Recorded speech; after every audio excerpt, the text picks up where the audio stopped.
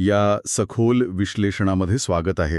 आजच्या आपल्या या सखोल विश्लेषणाचा विषय एका अशा ऐतिहासिक वळणाचा आहे ज्याने भारताच्या प्रशासकीय रचनेचा पाया कायमचा बदलून टाकला. नक्कीच.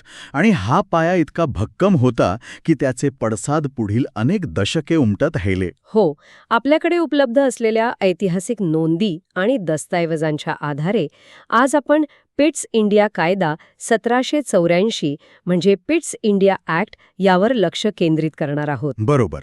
पण थेट 1784च्या कायद्यावर जाण्यापूर्वी थोडी पार्श्वभूमी समजून घेणं गरजेचं आहे. हो, कारण हा कायदा अचानक हवेतून आला नव्हता. 1773 मध्ये ब्रिटिश सरकारने नियामक कायदा म्हणजेच रेग्युलेटिंग ॲक्ट आणला होता. हो, तो पहिला प्रयत्न होता, पण त्यामध्ये अनेक प्रशासकीय आणि कायदेशीर त्रुटी राहिल्या होत्या. आणि त्या त्रुटी भरून काढण्यासाठीच 1781 मध्ये सेटलमेंट ॲक्ट आणला गेला. अगदी बरोबर. पण तो सेटलमेंट ॲक्ट म्हणजे केवळ एक वरवरचा उपाय होता, एक प्रकारची मलमपट्टी होती.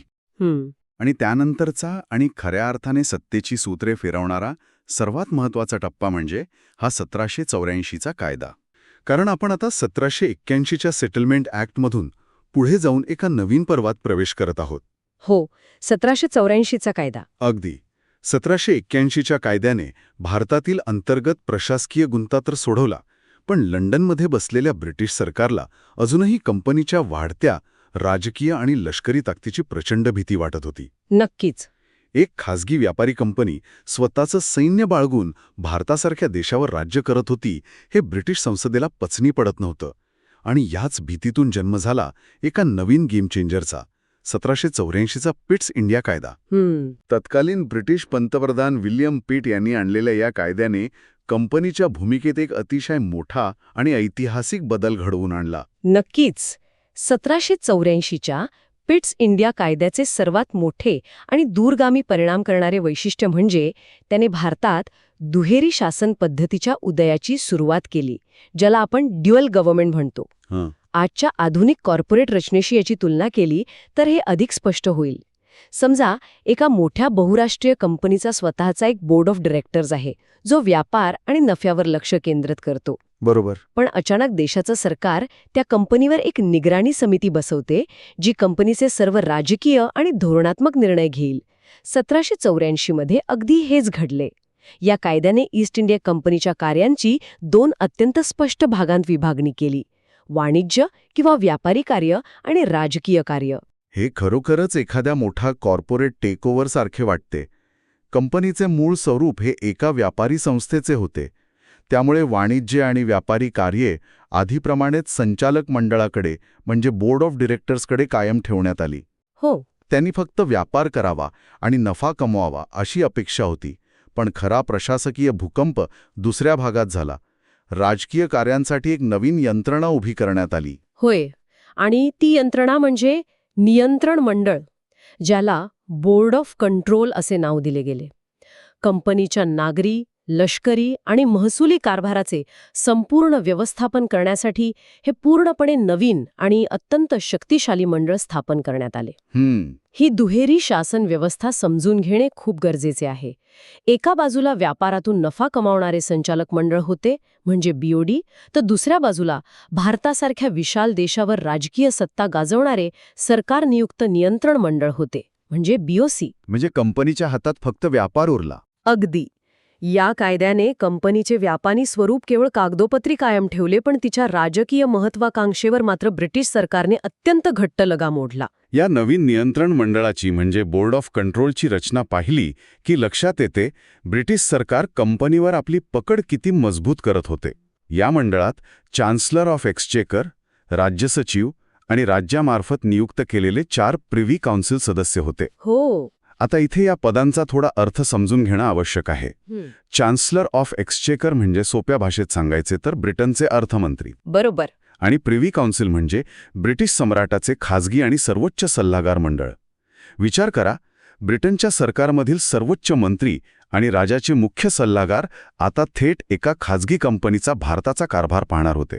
हे म्हणजे सरकारने कंपनीला पूर्णपणे आपल्या ताब्यात घेण्यासारखेच होते. आणि याची प्रत्यक्ष कार्यपद्धती तर त्याहूनही आश्चर्यकारक होती. हे नियंत्रण मंडळ कंपनीच्या कामकाजावर नियंत्रण ठेवण्यासाठी 3 संचालकांच्या गुप्त समितीच्या किंवा ज्याला आपण सिक्रेट कमिटी म्हणतो त्याच्या माध्यमातून भारतात आपले आदेश निर्गमित करत असे. गुप्त समिती? हो. त्या काळी लंडनवरून भारतात जहाजाने निरोप पोहोचायला तब्बल 6 महिने लागत असत. युरोपियन सत्तांमध्ये म्हणजे फ्रेंच, डच यांच्यात प्रचंड स्पर्धा होती. त्यामुळे राजकीय आणि लष्करी निर्णय अत्यंत गुप्त राहणे आवश्यक होते. म्हणूनच संपूर्ण संचालक मंडळाला अंधारात ठेवून फक्त 3 विश्वासातील संचालकांच्या माध्यमातून निर्णय लंडनमध्ये सरकारी पातळीवर व्हायचे आणि ते गुप्तपणे भारतातील अधिकाऱ्यांपर्यंत पोहोचवले जायचे. पण थांबा, याचा अर्थ असा होतो का की ज्या भागधारकांनी म्हणजे शेअर होल्डर्सनी कंपनीत स्वतःचे पैसे गुंतवले होते त्यांनाच त्यांच्या कंपनीच्या राजकीय निर्णयातून पूर्णपणे बेदखल करण्यात आले? अगदी. कारण नोंदींनुसार या नियंत्रण मंडळाने दिलेले आदेश रद्द करण्याचा कोणताही अधिकार भागधारकांच्या सभेला म्हणजेच कोर्ट ऑफ प्रोप्रायटरला उरला नव्हता. हे अगदी अचूक विश्लेषण आहे. हा सत्तेचा एक अतिशय थंड डोक्याने खेळलेला खेळ होता. कंपनीच्या मालकांना आणि भागधारकांना स्पष्ट संदेश देण्यात आला होता की व्यापार करून पैसे कमवा, पण भारतावरील राजकीय सत्ता आणि प्रशासन आता अधिकृतपणे ब्रिटिश सरकारच्या हातात असेल. संचालक मंडळ आणि भागधारक आता सरकारच्या आदेशांना आव्हान देऊ शकत नव्हते. या राजकीय नियंत्रणाबरोबरच 1784च्या पिट्स इंडिया कायद्याने भारतात बसलेल्या गव्हर्नर जनरलच्या अधिकारांमध्येही काही अतिशय महत्त्वाचे आणि गणितीय बदल केले. तो सदस्यांचा बदल. हो. गव्हर्नर जनरलच्या काउन्सिलमधील सदस्यांची संख्या आता 4 वरून 3 करण्यात आली. वरवर पाहता हा फक्त एका सदस्याचा बदल वाटतो, पण प्रशासकीय निर्णय प्रक्रियेत त्याचा नेमका काय परिणाम झाला असावा? या एका छोट्याशा वाटणाऱ्या आकड्यांमागचं गणित अत्यंत प्रभावी होते. जेव्हा 1773च्या कायद्यानुसार कौन्सिलमध्ये 4 सदस्य होते, तेव्हा कोणताही निर्णय घेण्यासाठी गव्हर्नर जनरल वॉरन हेस्टिंग्जला किमान 2 सदस्यांचा पाठिंबा लागत असे. बरोबर. काउन्सिलमधील फिलिप फ्रान्सिस सारख्या सदस्यांसोबत हेस्टिंग्सचे सतत मतभेद होत असत. अनेकदा मते 3 विरुद्ध 1 अशी पडत आणि गव्हर्नर जनरल स्वतःच्याच काउन्सिलमध्ये अल्पमतात जात असे, ज्यामुळे प्रशासकीय कामे ठप्प होत. पण सदस्य संख्या 4 वरून 3 केल्यामुळे एक मोठा धोरणात्मक फायदा झाला. कसं काय? आता गव्हर्नर जनरल अधिक 3 सदस्य मिळून एकूण 4 लोक झाले. एका जरी सदस्याने गव्हर्नर जनरलला पाठिंबा दिला तरी मते 2 विरुद्ध 2 अशी समान होत असत. आणि येथेच गव्हर्नर जनरलला दिलेला तो निर्णायक अधिकार कामाला येतो, ज्याला ऐतिहासिक नोंदींमध्ये कास्टिंग वोट म्हटले गेले आहे. अगदी बरोबर. मते समान पडल्यास गव्हर्नर जनरल आपले निर्णायक मत टाकून स्वतःला हवा तो निर्णय मंजूर करून घेऊ शकत होता. म्हणजे सदस्य संख्या कमी करून ब्रिटिश सरकारने प्रत्यक्षात गव्हर्नर जनरलची ताकद अनेक पटींनी वाढवली. हो. याच कायद्यात आणखी एक अतिशय महत्त्वाची आणि दूरदृष्टीची तरतूद होती. भविष्यात गव्हर्नर जनरलच्या काउन्सिलचे सदस्य म्हणून फक्त आणि फक्त सनदी सेवकांनाच म्हणजे कव्हेनेंटेड सर्वंट्सला नेमले जाईल असा नियम करण्यात आला. होय, प्रशासनात व्यावसायिकता, शिस्त आणि निष्ठा आणण्यासाठी हे पाऊल उचलण्यात आले होते. कव्हेनेंटेड सर्वंट्स म्हणजे असे अधिकारी जे कंपनीसोबत रीतसर लेखी करार करून सेवेत रुजू झाले होते. बाहेरील कोणत्याही राजकीय हस्तक्षेपाने किंवा ओळखीने आलेल्या व्यक्तीला सर्वोच्च काउन्सिलमध्ये बसता येऊ नये. प्रशासन केवळ अनुभवी अधिकाऱ्यांच्या हातात राहावे हा यामागचा उद्देश होता. याशिवाय भारतातील प्रशासकीय अधिकारांचं केंद्रीकरण करण्याची एक अत्यंत मोठी आणि निर्णायक सुरुवात या कायद्याने केली. या केंद्रीकरणाची व्याप्ती खूप मोठी होती. युद्ध, राजस्व म्हणजेच महसूल आणि कूटनीती या अत्यंत संवेदनशील आणि महत्त्वाच्या बाबतीत मद्रास आणि मुंबईच्या गव्हर्नरवर आता गव्हर्नर जनरल आणि त्याच्या काउन्सिलचे थेट नियंत्रण प्रस्थापित करण्यात आले. बरोबर. याआधी मद्रास आणि मुंबईच्या गव्हर्नर बऱ्याचदा स्वतंत्रपणे स्थानिक राजांसोबत युद्ध पुकारत किंवा तह करत असत, ज्याचा आर्थिक फटका संपूर्ण कंपनीला बसत असे. या कायद्याने स्पष्ट केले की आता मद्रास आणि मुंबई स्वतंत्र राहिलेल्या नाहीत. त्यांना युद्ध आणि महसुलाच्या बाबतीत पूर्णपणे बंगालच्या गव्हर्नर जनरलच्या अधीन राहावे लागेल. जर आपण हे व्यापक दृष्टिकोनातून पाहिले तर या 1784च्या कायद्यात एक अत्यंत महत्त्वाची ऐतिहासिक नोंद आपल्याला सापडते, जी भारताच्या भविष्याची दिशा ठरवणारी होती. कोणती नोंद? याच कायद्यात पहिल्यांदाच भारतातील कंपनीच्या ताब्यातील क्षेत्राला अधिकृतपणे ब्रिटिशांच्या ताब्यातील क्षेत्र किंवा ब्रिटिश पजेशन्स इन इंडिया असे संबोधण्यात आले. बापरे, हा खूप मोठा बदल होता. हो ना, तोपर्यंत तो केवळ एक व्यापारी कंपनीचा प्रदेश मानला जात होता. पण या एका वाक्याने ब्रिटिश संसदेने आणि सरकारने जगाला ठणकावून सांगितले की भारताचा हा भूप्रदेश आता अधिकृतपणे ब्रिटिश साम्राज्याचा भाग होत आहे. हा केवळ शब्दांचा खेळ नव्हता, तर सत्तेचा कायदेशीर दावा होता. हा खरोखरच एक अंगावर काटा आणणारा ऐतिहासिक क्षण आहे. एका व्यापारी कंपनीने मिळवलेला प्रदेश एका झटक्यात राष्ट्राची संपत्ती घोषित करण्यात आला. नक्कीच. या एका घोषणेने भारतातील कंपनीच्या व्यवहारांवर आणि प्रशासनावर ब्रिटिश सरकारचे सर्वोच्च नियंत्रण स्थापित झाले. या कायद्याने नियंत्रण मंडळाला म्हणजे BOCला भारतातील नागरी, लष्करी आणि महसूल विषयक सर्व कामकाजाचे पर्यवेक्षण आणि निर्देशन करण्याचे सर्वोच्च अधिकार देऊन टाकले. आणि म्हणूनच भारतीय राज्यघटनेच्या आणि प्रशासकीय व्यवस्थेच्या ऐतिहासिक विकासात 1784चा पिट्स इंडिया कायदा हा एक अत्यंत महत्त्वाचा मैलाचा दगड मानला जातो.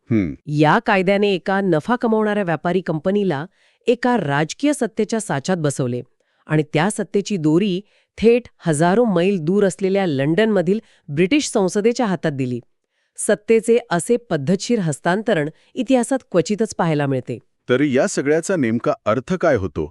या सखोल विश्लेषणातून एक गोष्ट स्पष्ट होते की सुरुवातीला फक्त व्यापार करण्यासाठी आलेली ईस्ट इंडिया कंपनी हळूहळू भारताची राजकीय आणि लष्करी सत्ता कशी बनली. बरोबर.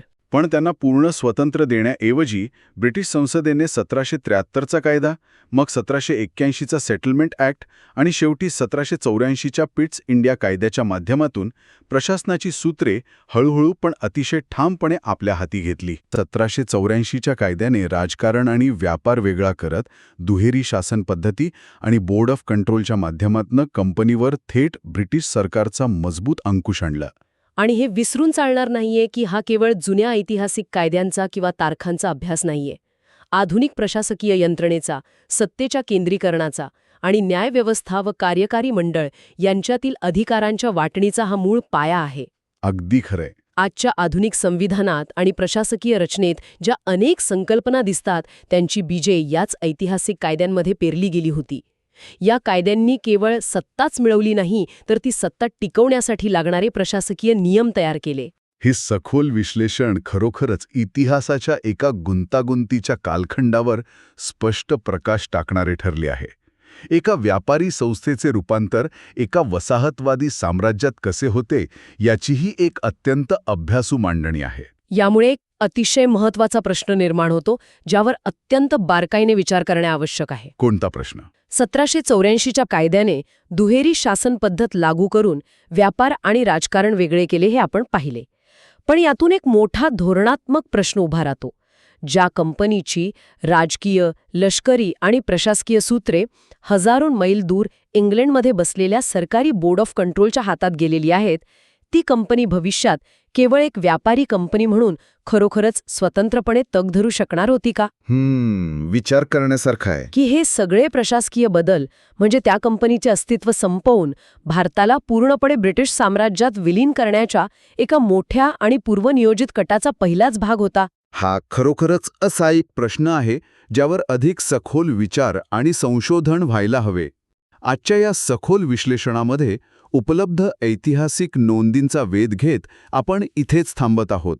या दस्तावेजांनी प्रशासकीय इतिहासाकडे पाहण्याचा एक नवीन आणि व्यापक दृष्टिकोन नक्कीच उलगडला आहे.